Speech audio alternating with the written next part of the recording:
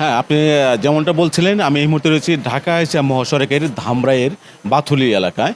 সেই এলাকায় কিন্তু আমি আপনাকে একটা জিনিস দেখিয়ে রাখতে চাই।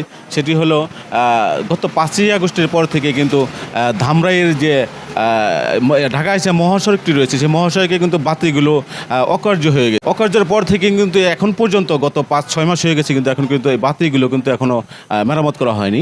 স্থানীয় যারা রয়েছেন, যারা রাস্তায় চলাফেরা করেন, তাদের সাথে আমরা কথা বলে জানতে পেরেছি যে প্রতিনিয়ত তারা কিন্তু আতঙ্কের ভিতরে চলাফেরা করছেন, এবং এই বাতি বন্ধ থাকার কারণে কিন্তু এই মহাসড়কে কিন্তু চুরি ছিনতাই সহ বিভিন্ন অপকর্ম বেরিয়ে চলেছে। এমনটাই আমরা প্রতিনিয়ত দেখতে পাচ্ছি। গোলরা হাইওয়ে থানার ওসি তিনিও বলেছেন যে এই বাতি বন্ধ থাকার কারণে আমাদেরকেও অনেকটা চুরি ছিনতাই সহ বিভিন্ন অপকর্মের অনেকটা ব্যাগ পোহাতে হয়। আমাদের টহল ঠিকমতো পরিচালনা করি, তারপরেও কিন্তু মহাসড়কে কিন্তু অপকর্ম বেরিয়ে চলেছে।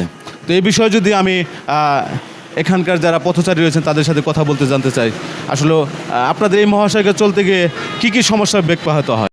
এই মহাসড়কে বাতি বন্ধ থাকার কারণে এলাকার জনগণ বা যাত্রী যারা আছে দূরের থেকে যারা আইসা নামে, হয়তো গাড়ি এসে থামার পর নামার পরে দেখা যায় যে ছিনতাই, রাহাজানি, চুরি, ডাকাতি এগুলো হয়ে যায়। ছিনতাই করে না, দূর দূরান্তের মানুষ তারা কেউ বলতেও পারে না, ধৈর্য ধরে দেয়। আর বাতি থাকলে পরে এই চুরি ডাকাতি হলে একজনে দেখলে তার কাছাকাছি যাইতে পারে।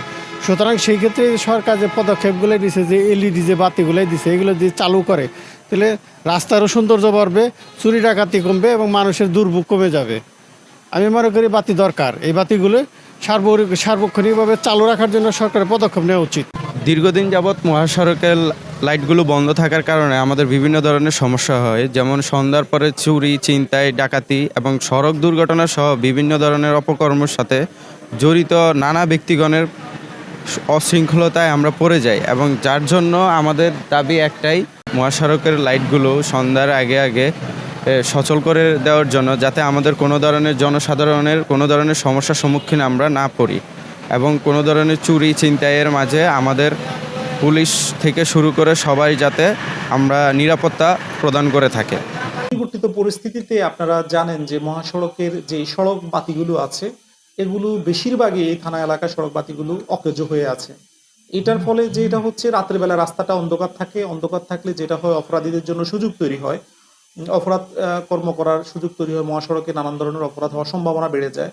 তো এই ক্ষেত্রে আমি নিজেও সড়ক ও জনপথ বিভাগে যারা এখানে আছেন স্থানীয়, আমি ফোন করে জানিয়েছি, যোগাযোগ করেছি।